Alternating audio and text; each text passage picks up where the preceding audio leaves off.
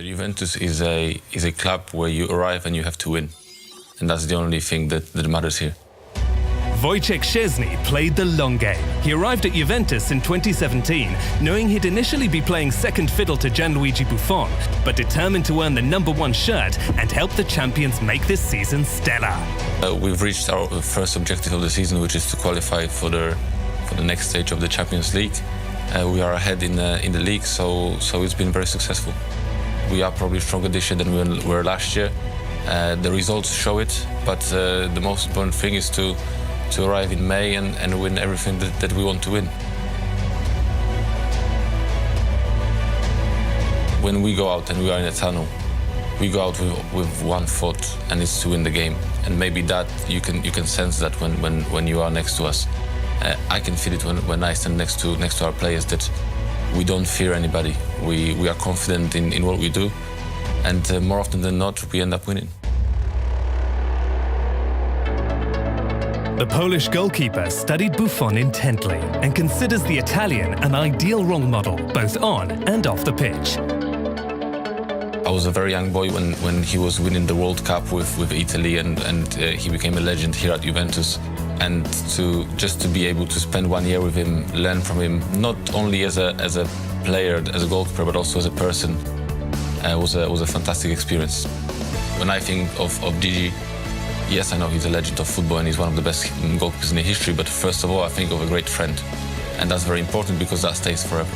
And also, from the technical point of view, is the impact of a goalkeeper on the players in front, on the defenders, how you can make your job easier by helping others. And just listen to him talking to his players during training, before the games, during the games, was probably the biggest lesson. But the education didn't end there. Buffon's example showed Szczesny that star status isn't something you see. It's something that's granted to you only by performing at your peak. If you do your job very good and you win a lot of titles, as a consequence, you become a legend. So I would never think about it. It's not something that you plan or you dream about. It's just try to do your best, win as many trophies as you can for the club, and let the people judge you. The people have certainly judged this new winner in the ranks of the serial winners, CR7, whose trademark is hard work. The perfect blend of physical and mental strength. We're talking about a player that has won everything. And he's already in his 30s, 33, 34 years of age. And you think maybe he will take it a little bit easier because of his age. He's an absolute machine. And his determination, where you see him in training, the way he plays is the way he trains. And he's very determined to win every single little game in training, to score with every shot. And he scores a lot. So again, I don't like to talk too much about the technical, because we all know that he's a great player, but his attitude is something special.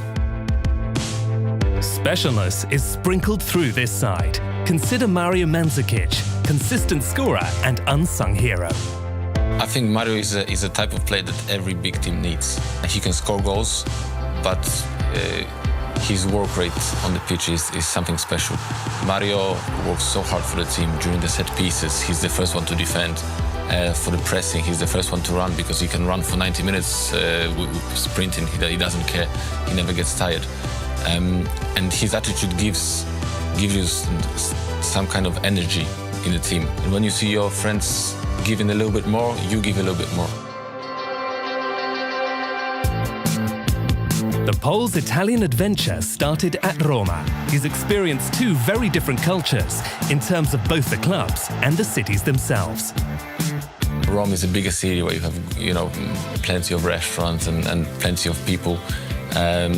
So your life is a little bit more chaotic. Here is much calmer. It's easier. The life is. I'm very focused only on football. Come to training, go home, eat well, relax, and come back for training the day after.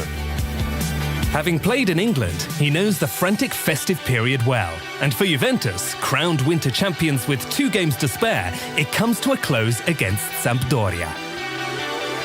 I like it because I'm used to it. I played always Christmas time in the Premier League. And there's always a special atmosphere around the Christmas games. I lost one game in the serie. I lost against Sampdoria. That's the only game I lost for Juventus. So that's probably the strangest thing that happened to me. I hope that never happens again.